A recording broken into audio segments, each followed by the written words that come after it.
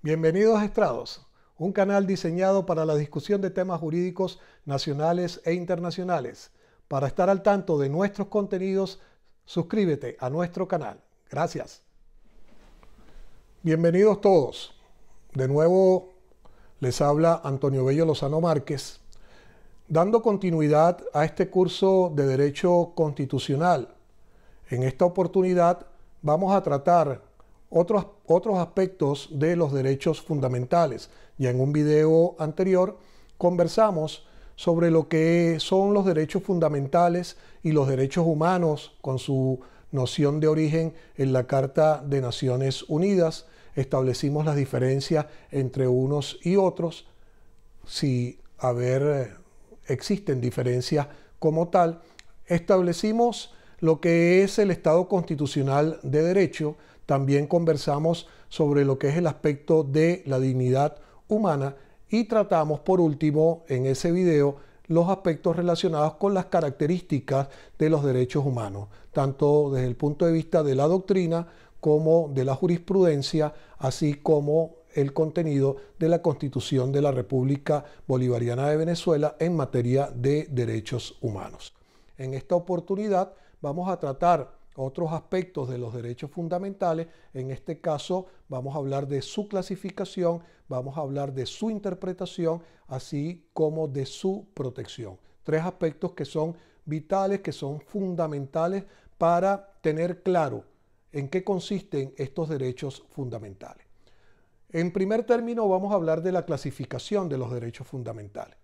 Existen muchas clasificaciones a nivel de doctrina, a nivel de jurisprudencia, y me parece que a los efectos prácticos lo mejor que podemos utilizar es aquella que ha implementado la Sala Constitucional del Tribunal Supremo de Justicia en Venezuela en sentencia del 7 de diciembre del 2005, la cual hace una clasificación tomando en cuenta el bien jurídico protegido, que si bien es cierto, sigue un poco a lo que estableció la doctrina española, en este caso por el autor Peches Barba. Diferentes motivos, y los cito: según el bien jurídico protegido, personalísimos, derecho a la vida, a la integridad física y moral, libertad ideológica y religiosa, derecho al honor y a la propia imagen y al de objeción de conciencia. De sociedad, comunicación y participación, allí nos habla la Sala de la igualdad y no discriminación, libertad de culto, inviolabilidad del domicilio, secreto de las comunicaciones, libertad de residencia y circulación, libertad de expresión y de información, derecho a la creación literaria, científica y artística, libertad de cátedra, derecho de reunión y manifestación, derecho de asociación, derechos políticos, libertad de intervenir en asuntos públicos y acceder en condiciones de igualdad a las funciones y cargos públicos, derechos relativos a la seguridad jurídica. Allí la Sala menciona el derecho a la libertad y a la seguridad, garantías en caso de detención, asistencia de abogado, y los derechos económicos, sociales y culturales, que allí estaríamos hablando de propiedad, trabajo, salud, vivienda y cultura. Como pueden ver, se trata de derechos que tienen por objeto el bien que persiguen, la protección perseguida, y que son de distintos índoles. Estamos hablando de la vida, por ejemplo, en esos derechos personales, pero también estamos hablando del derecho a la libertad de cátedra. Estamos hablando de la seguridad jurídica. Están en ámbitos distintos, en modos diferentes, pero todos, absolutamente todos, son derechos fundamentales. Y al ser derechos fundamentales gozan de las características que hemos venido hablando en relación con ellos, que son universales, que son indisponibles, que son intransigibles, etc. Todos como tal.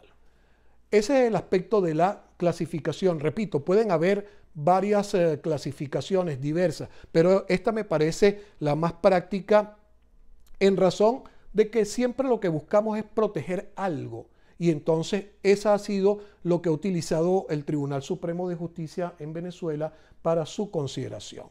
Ese mismo Tribunal Supremo de Justicia, a través de la Sala Constitucional, ha señalado en relación a la interpretación que la interpretación legal debe atender a la preeminencia de los derechos humanos, garantías y principios previstos en el texto fundamental, en sintonía siempre con los valores superiores del Estado democrático y social de derecho y de justicia presentes en el ordenamiento jurídico venezolano, y así asegurar que tanto la legislación como la jurisprudencia, fuentes del derecho, sean reflejo de los valores objetivos y fines de Estado como pacto social. Es decir, nos habla de esos valores superiores, donde, si bien es cierto, ese artículo 2 regula lo que son los valores propios de derechos humanos, la garantía de los derechos humanos, con su interpretación, la sala lo que dice es se tienen que reforzar, se tienen que resguardar, y todo tiene una relación. Es decir, los valores superiores con los valores de Estado, los valores superiores con los derechos fundamentales. Es decir, cualquier interpretación debe ser hecha, realizada en base a los mismos. Ese es el punto focal de la interpretación. Por su parte, Nogueira Alcalá señala que la interpretación judicial no puede ser neutra o desprendida de consideraciones. Y no puede ser neutra, ¿por qué? Porque sencillamente es en base a los derechos fundamentales, a la protección de los mismos. Entonces no pueden haber medias tintas, no pueden haber interpretaciones abstractas. No, la interpretación debe ser profunda, la interpretación debe ser ajustada. ¿Ajustada a qué? Al derecho fundamental. Es decir, esa es la pauta interpretativa principal. Por su parte, Bernal Pulido nos habla de la ponderación y señala que se ha convertido en el criterio metodológico básico para la aplicación jurídica y en especial para la aplicación de los derechos fundamentales. Cuando hablamos de ponderación, ¿de qué estamos hablando? De que hay que tener una racionalidad en su aplicación.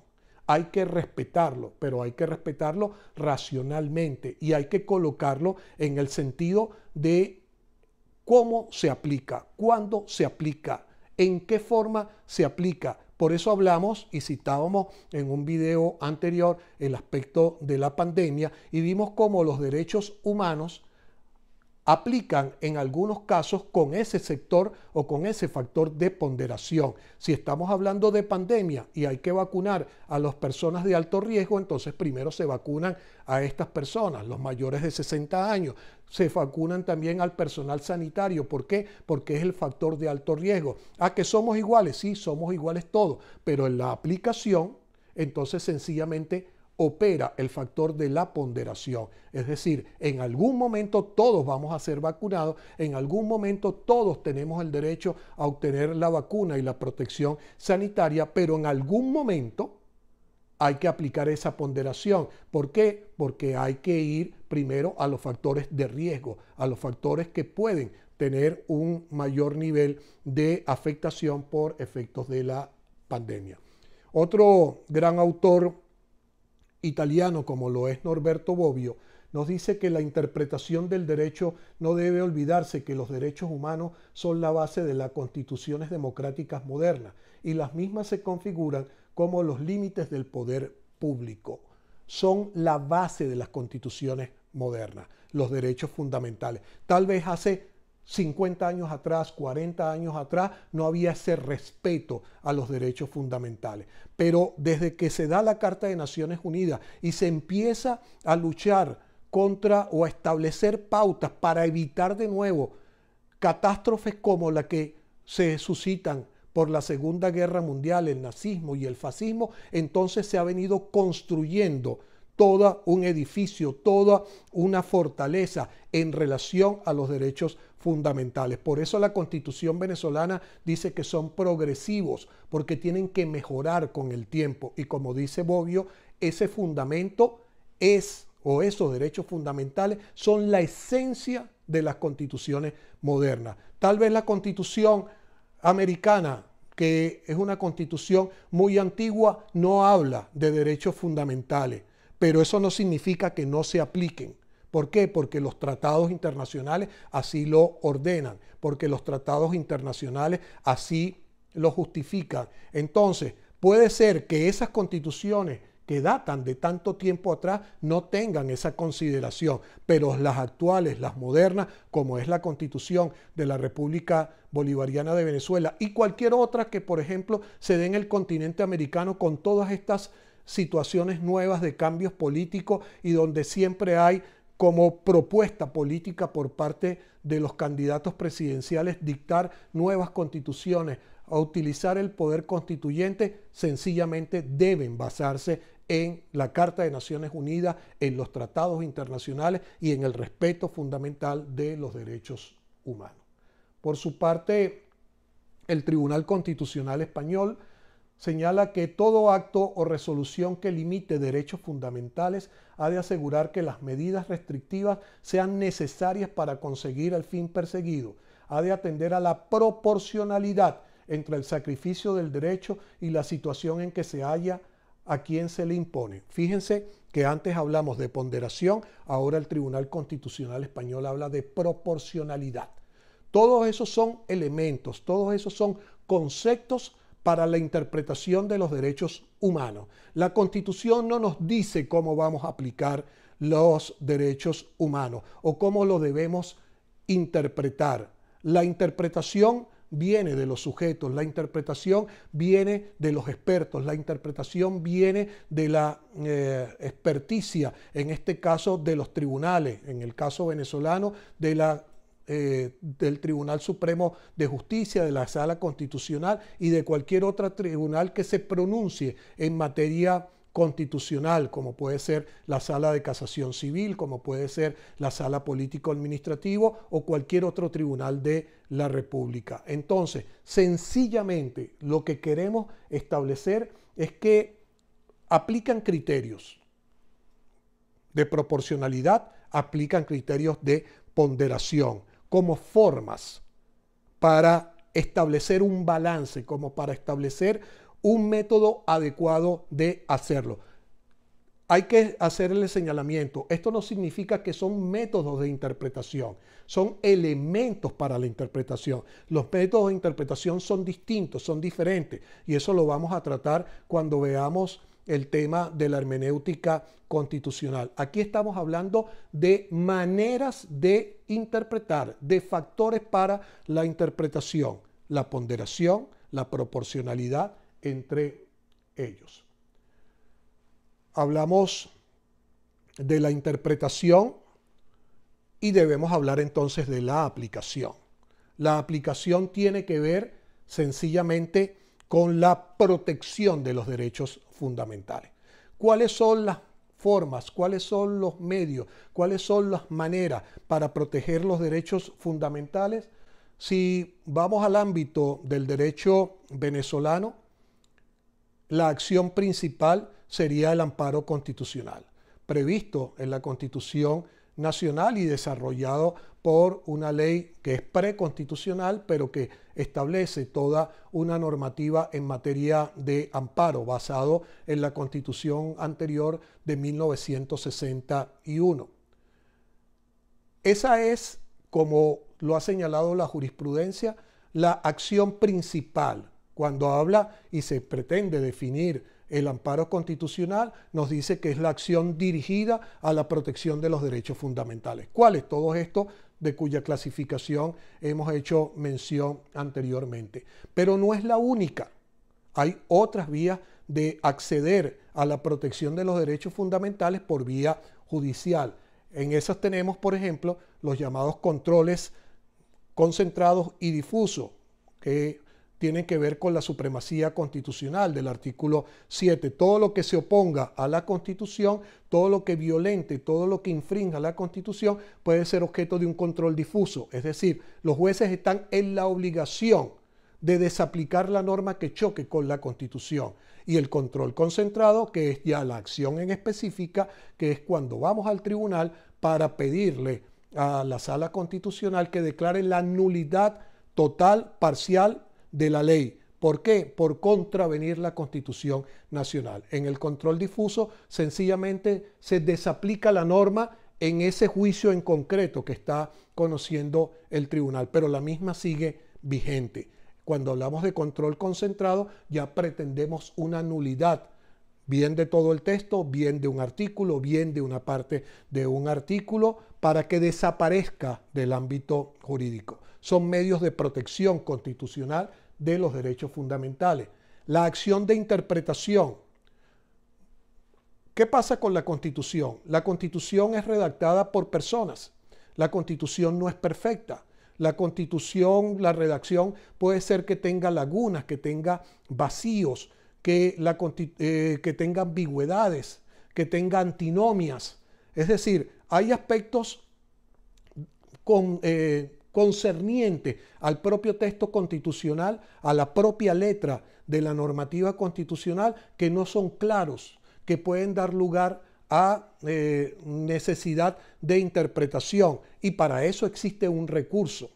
Es decir, si los jueces no la interpretan, que están en la obligación de hacerlo y lo pueden, y la obligación y la facultad de interpretar, sin embargo, yo puedo, como cualquier ciudadano en ejercicio de mis derechos fundamentales, acudir a la Sala Constitucional para que me establezca, para que interprete el contenido de una norma, porque yo considerar que no es clara, que no es precisa, que contiene antinomias, que contiene ambigüedades. Esto es un recurso que se ha dado muchísimo en Venezuela y hemos visto cómo se han interpretado distintas normas de la Constitución. Por ejemplo, el derecho a la protesta consagrado en el artículo 350 de la Constitución.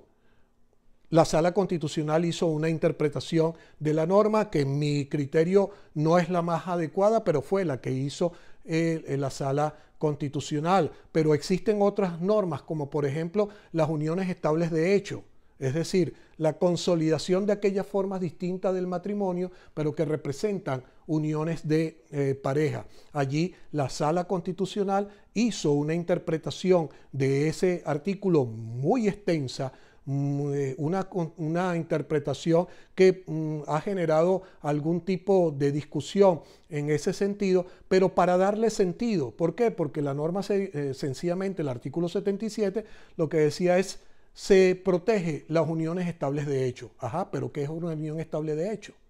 ¿En qué consistía? ¿Cuál era su aplicación? ¿Cuál era su sentido? ¿Cuál era el destino de esa norma? Entonces, a través de una interpretación por vía de un recurso de interpretación constitucional, la Sala le dio forma, le dio sentido a las uniones estables de hecho. Hay cuestiones allí que quedaron en el aire. Por ejemplo, aprovecho la oportunidad para decirlo. Por ejemplo, el aspecto de las uniones estables entre personas de un mismo sexo.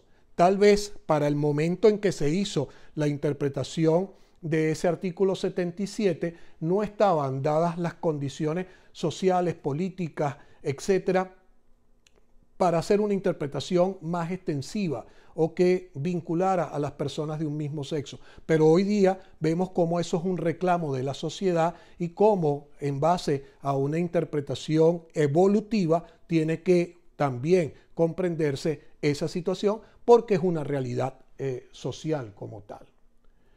Tenemos acciones de otro tipo, como son los intereses colectivos y difusos, que son aquellas acciones de protección constitucional que tienen que ver con la protección a la calidad de vida en base a grupos mayoritarios de personas o minoritarios. Allí hablamos de intereses colectivos o difusos según sea el caso. Y también tenemos el recurso de habeas data. El recurso de habeas data, que tiene que ver con la protección al derecho del honor de la persona, a la información personal que se maneje de una persona, que hoy en día vemos que sufren tanto con estos aspectos de las redes sociales, de la información que se transmite libremente, etc.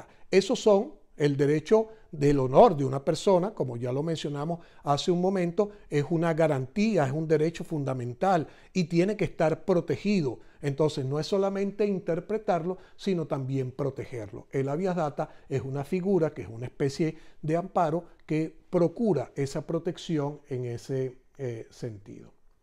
Bien, ya para ir concluyendo con esta exposición, hay dos autores que voy a mencionar.